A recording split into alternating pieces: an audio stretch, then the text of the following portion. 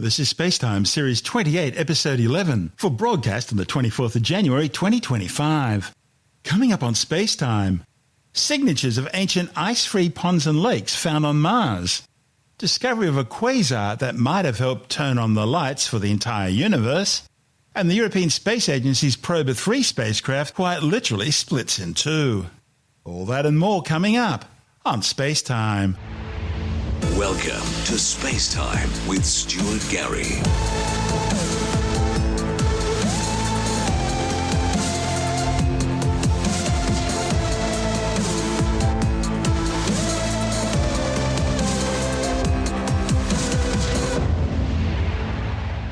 Scientists have discovered two sets of ancient wave ripples on Mars, which are signatures of long dried-up bodies of water preserved in the rock record.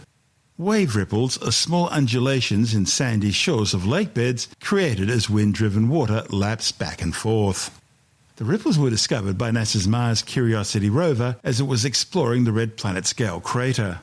The two sets of ripples indicate the former presence of shallow water that was open to the Martian air and not covered by ice, as some Martian climate models have suggested. In fact, the ripples are one of the clearest indicators of an ancient standing body of water that can be provided by the geological record. Scientists estimate that the ripples were formed around 3.7 billion years ago. And that indicates that the Martian atmosphere and climate must have still been warm and dense enough back then to support liquid water in the open air. And that's an important timeline for our understanding of Martian history and when the red planet went from being a warm, wet world to the freeze-dried desert it's become today. The study's lead author, Claire Mondro from Caltech, says the shape of the ripples could only have been formed under water that was open to the atmosphere and acted upon by the wind. The authors created computer models of the ripples in order to try and determine the size of the lake that created them. The ripples are small, only about 6 millimeters high, and they're spaced 4 to 5 centimeters apart. Now, such small ripples in fine sand are formed by the actions of small waves, and this constraint limits the original setting to a shallow lake less than around 2 meters deep. Importantly, the timing of the ripples' formation around 3.7 billion years ago was a time in Martian history when scientists had assumed that the red planet was already becoming much drier. Mondro says extending the length of time that liquid water was present on Mars also extends the possibilities for microbial habitation much later into Martian history.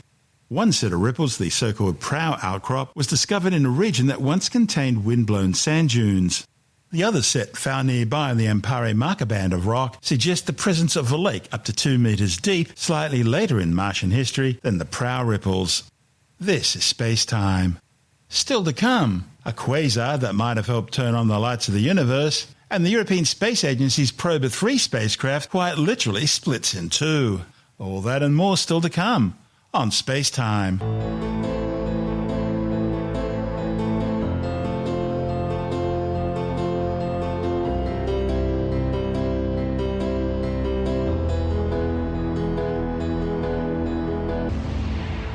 Astronomers have detected an intensely brightening and dimming quasar that may help explain how some objects in the early universe grew at a highly accelerated rate. As telescopes allow us to look further and further back in time, we're seeing large galaxies and massive black holes which are simply so big we can't explain how they could have formed so early in the history of the universe. And this new discovery, announced at the American Astronomical Society's annual meeting, is the most distant object ever detected by the NuSTAR X-ray space telescope.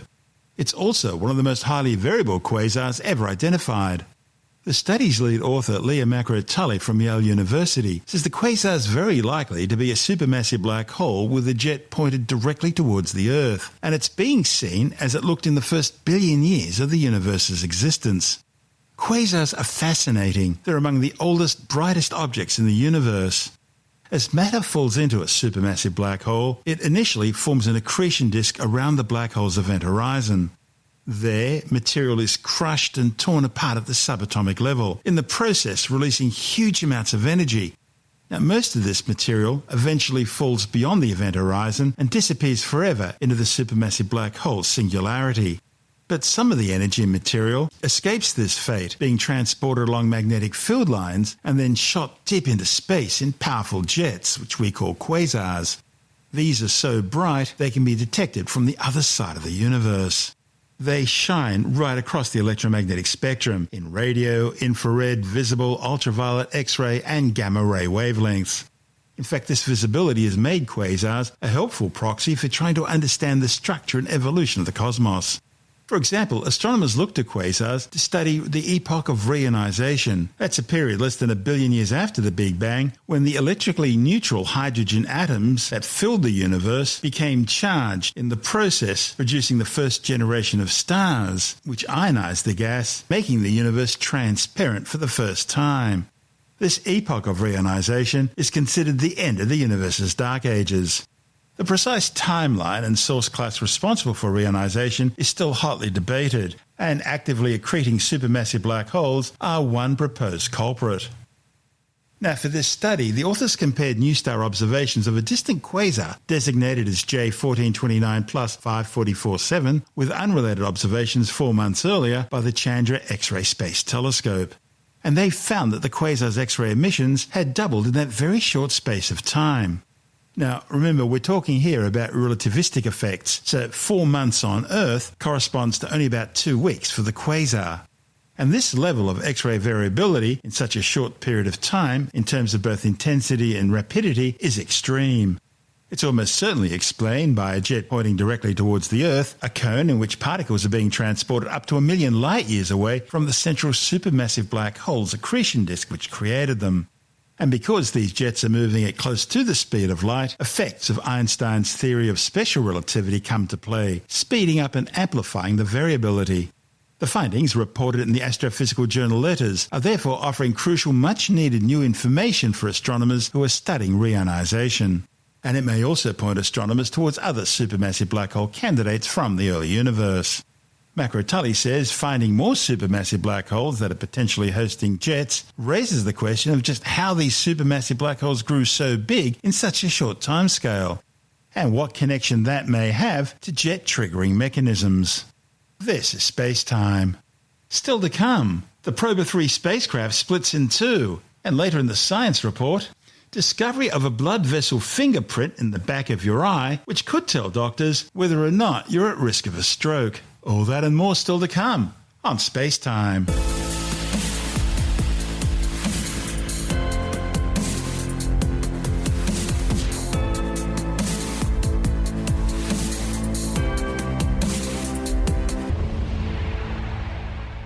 A crucial step in the European Space Agency's eclipse-making Probe 3 mission has been successfully completed, with the spacecraft separating into 2 vehicles. The Probe 3 spacecraft has been flying jointly since last month's launch aboard an Indian Space Research Organisation 4-stage PSLV-XL rocket from the Satish Dhawan Space Centre in Sriharikota on the Bay of Bengal coast. The vehicle's deployment into 2 separate spacecraft leaves them ready to begin their cosmic dance in the world's first ever precision formation flying space mission. ESA mission managers in Belgium undertook the initial in-orbit commissioning during this stage of the mission using 4 ground station antennas in Australia, Chile and Spain. The 2 spacecraft successfully separated from each other while flying some 60,000 kilometres above the Earth, travelling at a speed of more than 1 kilometre per second. The 2 platforms will now drift up to 50 kilometres apart from each other, but over the coming week, mission managers will determine their relative positions, then use their propulsion systems to stop this drift and bring them back into a stable Ceph configuration. In their most precise formation flying, scheduled to be achieved initially in about 2 months' time, the 2 Probe 3 spacecraft will be flying just 150 metres apart and will need to maintain their relative positions down to a single millimetre for up to 6 hours at a time. This dance will be maintained by a sophisticated set of propulsion and navigation systems, working together using onboard autonomy. The mission will demonstrate this level of precision by creating an artificial solar eclipse in orbit. The so-called occulter satellite will cast a shadow onto the main optical instrument of the chronograph satellite, thereby allowing it to study the Sun's elusive outer atmosphere corona. Multiple sensors, including a laser-based system, will ensure that the shadow, just 8 centimetres across, created by the occulting disk, will remain on the sensitive chronograph instrument positioned 150 metres away. In this precise configuration, the 2 satellites will be mimicking a single, much larger spacecraft. This report from ESA TV. Prober, from the Latin for let's try, is ESA's family of experimental small satellites. Over the last 2 decades, probe missions have pushed forward spaceflight technology while gathering valuable science data. The next in the series, Probe 3, is the most ambitious yet. 2 satellites will fly together as one with millimeter-level control of their positions within a precise formation. In the process, one will eclipse or block the Sun for the other, to reveal our star's faint surrounding coronal atmosphere for scientific observation. Probe 3 requires a unique orbit. The satellite's orbit is highly elliptical, taking them to a maximum of 60,000 kilometers from Earth. Gravitational, magnetic and atmospheric perturbations are much lower this far out. This will make possible the precise positioning needed for formation flying and observing the Sun's corona. At this stage, it is important that the Probe 3 satellites perform a series of maneuvers to position themselves in relatively safe orbits with respect to each other. Achieving this nullifies any risk of the pair either drifting away from each other or colliding. After all commissioning checks are complete, the pair will be ready for their first flight in precise formation. The separation between spacecraft will be as short as 25 meters and as long as 250 meters, with a nominal separation of around 150 meters. The pair will determine their relative positions using a suite of metrologies, including radio links, satellite navigation, and the visual-based system with optical tracking of blinking lights. Once sufficient accuracy has been achieved, the final step will be to deploy the most precise measuring system of all, the laser metrology system, known as the fine lateral and longitudinal sensor. With this laser link, the total 3-dimensional formation can attain millimeter-level control. At this point, the occulter, with its 1.4-meter diameter occulting disk, which will observe the Sun in eclipse, lined up with the Sun, will cast a perfect shadow for sustained observation of the Sun's otherwise invisible corona. Once the occulter's shadow is maintained in just the right spot on the face of the other satellite, it will be safe for the coronagraph to open its protective door and start scientific observations of the Sun's corona. Solar scientists travel the world to glimpse brief solar eclipses, but Probe 3 will create eclipses on demand. This is SpaceTime.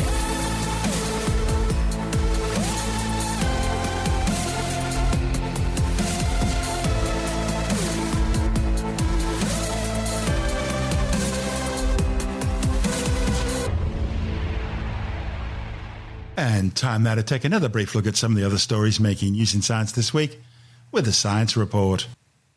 Doctors have found that blood vessel fingerprints in the back of the eye could help tell if you're at risk of a stroke. The authors looked into the complex network of blood vessels in the retina, with some features of this network already linked to stroke risk. Using artificial intelligence, the researchers analysed retina images from nearly 70,000 UK biobank study participants, 749 of which wound up having a stroke during the study's monitoring period. A report in the journal Heart found the algorithm identified 29 new features of the retina associated with stroke risk. Scientists say current ways of measuring stroke risk, such as blood tests, can be invasive, expensive, and inaccurate in some contexts. And using the retina, which can be imaged, could be a practical alternative. A new study claims species of early humans likely learned to live in desert-like conditions at least 1.2 million years ago. The findings, reported in the journal Communications, Earth and Environment, contradicts a previous belief that only Homo sapiens learned to adapt to extreme environments. Looking at archaeological data from Tanzania, scientists found evidence that groups of Homo erectus, a now extinct species of early human, were living there at a time when the area was under semi-desert conditions. The researchers say that data suggest that these groups were repeatedly returning to locations that likely had fresh water in the form of ponds, and they developed specialized stone tools that would have made butchery easier. They say this shows that Homo erectus were likely more capable of adapting to their environment than previously thought, which likely also helped them move into arid regions of Africa and Eurasia. A new study has confirmed that global extremes in 2024 have wreaked havoc with global water cycles. The study by the Australian National University found that 2024 was another year of record-breaking temperatures, driving global water cycles to new climate extremes and contributing to ferocious floods and crippling droughts.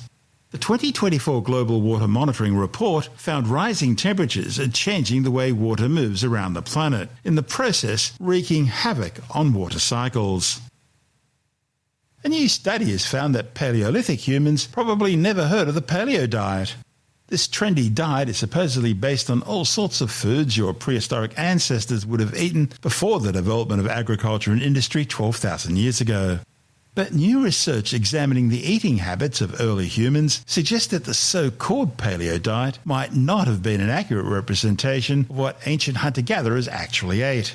The study, reported in the Journal of Proceedings of the National Academy of Sciences, indicates that man's Paleolithic ancestors enjoyed carbs. Tim Mendham from Australian Skeptics says the research is based on archaeological finds at a dig site on the banks of the River Jordan in northern Israel. Your Australian listeners will know Pete Evans, or Pete Paleo Evans, he's promoting a lot of different things. He was a celebrity chef who got into the New Age movement. He was promoting the paleo diet, which has been around for a few years, which is basically saying stick with your fruit and veg, lean animal protein, nuts and seeds, and What's avoid... wrong with that? Nothing wrong with that. Yeah. Nothing wrong with that. But it also ignore or don't include grains and legumes and dairy. Dairy might have been hard for Paleolithic people anyway, so it was hard to collect. But the whole thing was, it was supposed to be because this was the way Stone Age people maintained their health. Now, suggesting Stone Age people didn't live as long as we do, certainly didn't have the health care, and we certainly had a lot more predators out there who might sort of shorten their lifespan. But the question is, was this diet real? And the answer is no. It doesn't seem to be. There's been studies of sites of ancient people suggesting that there's grain products found in places where it's being ground up, the grains being ground up on tools and that sort of stuff, 780,000 years ago, which is well before modern humans, before civilization even. The suggestion, therefore, that people were eating grains which are readily collected. If you've got wild rice and wild oats and that sort of stuff. Legumes, the image of this paleo diet is portrayed in a certain way to make you healthier. Some aspects of it are, but the bits they say you should not do is not necessarily paleo. But every diet is a bit faddish. They come and they go, and someone suggests leaving out a certain thing and concentrating on something else. You have to take every diet that's portrayed to you with a grain of salt. That's Tim Mendham from Australian Skeptics.